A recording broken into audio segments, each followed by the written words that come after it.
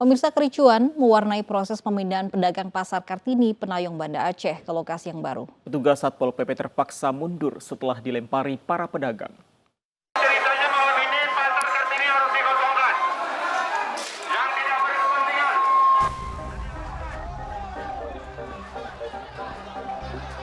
Kericuan antara pedagang Pasar Kartini, Penayong dan petugas Satpol PP Banda Aceh pecah sekitar pukul 1 dini hari. Para pedagang menolak keras saat petugas hendak memindahkan para pedagang ke lokasi baru Pasar Al-Mahirah Lam Dingin, Kecamatan Kuta Alam, Banda Aceh. Para pedagang bersikeras bertahan dan tidak mau pindah dari Pasar Kartini sebelum tuntutan mereka bertemu Wali Kota Banda Aceh dipenuhi. Kami yang sebagai pengurus sudah memusyawarah dengan pedagang untuk menjumpai wali kota pada hari ini. Bukan hari ini aja kami ngomongnya. Jauh-jauh hari sebelumnya kami sudah meminta untuk menjumpai wali kota, tapi wali kota belum siap menerima kami.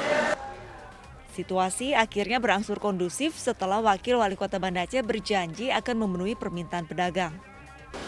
Ingin bertemu dengan Bapak Wali Kota, dan insya Allah Bapak Wali Kota kita sudah memberi kesempatan insya Allah pukul 10 besok menerima saudara-saudara kita dari Pasar Mahirah ini. Para pedagang juga meminta Satpol PP tidak perlu melakukan upaya paksa. Mereka berjanji akan segera pindah ketika tuntutan bertemu Wali Kota dipenuhi. Dari Banda Aceh, Syukri Syarifuddin, iNews melaporkan.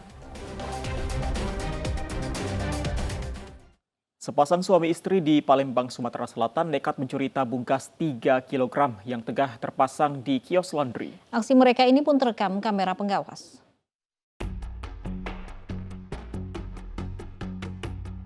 Inilah detik-detik saat 2 orang pelaku beraksi mencuri sebuah tabung gas 3 kilo milik salah satu kios laundry di Jalan DI Panjaitan, Palembang, Sumatera Selatan. Dari rekaman CCTV terlihat jelas pelaku pria dengan santai melepas tabung gas yang sedang terpasang di atas meja. Ia beraksi saat karyawan laundry sedang berada di bagian belakang. Sementara pelaku perempuan yang diduga tengah hamil berperan mengawasi situasi di sekitar lokasi. Usai beraksi, kedua pelaku yang diduga suami istri ini pun langsung pergi meninggalkan kios laundry. Lagi sholat maghrib. Oh, sholat maghrib. Iya. Itu kita lihat dari CCTV, kenal nggak dengan pelakunya deh? Nggak kenal Pak, olehnya kan itu. Aku wong itu nggak pernah laundry sini, jadi nggak tahu. Jadi pas kita tahu hilang tuh gimana? Ini pas ke depan, pas di pengeringan. Aku tak ganti lagi gasnya. Kasus pencurian ini kini ditangani Polsek Seberang Ulu 2 Palembang.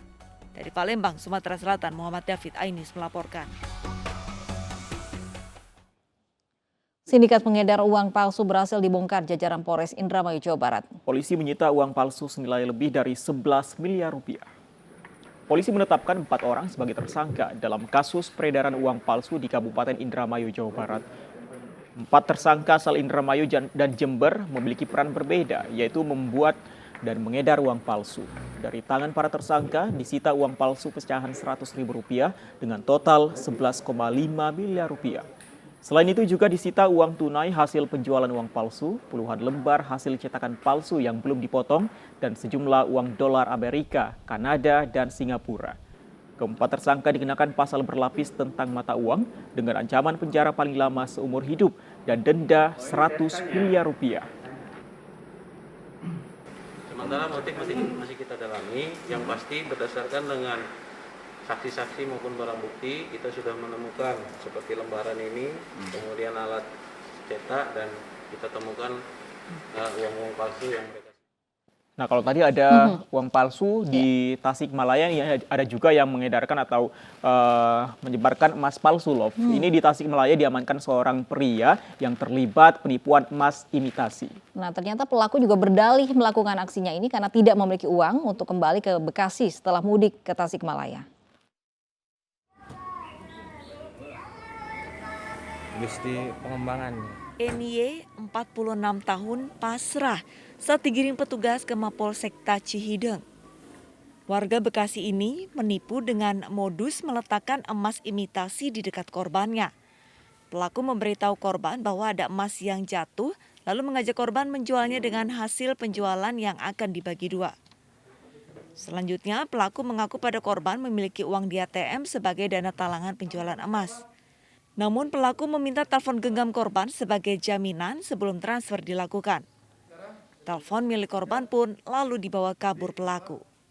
Di hadapan petugas, pelaku nekat beraksi karena tidak memiliki uang untuk kembali ke Bekasi setelah mudik ke rumah orang tuanya di Tasikmalaya. Pulang kampung nggak ada ongkos, Pak. Terus di Bekasi juga saya ada banyak kreditan gitu kan, Pak. Itu awalnya gimana kepikiran melakukan kejahatan? Dulu saya di Bekasi pernah dikerjain juga uang sama dompet sama barang-barang. Terus kebetulan saya kan kemarin nengokin ke sini ke orang tua puasa, pas mau pulang ke sini juga nggak ada ongkos, tiba-tiba keingetan ya seperti itu gitu, Pak. Dari tangan NY, petugas mengamankan 5 buah kalung emas imitasi serta 5 unit telepon genggam. Pelaku dijerat pasal 378 dan 372 KUHP dengan ancaman 4 tahun penjara. Dari Tasikmalaya, Jawa Barat, Asep Juharyono, iNews melaporkan. Puluhan wisatawan tersengat ubur-ubur saat bermain di tepi pantai selatan Gunung Kidul. Kami kembali sesaat lagi.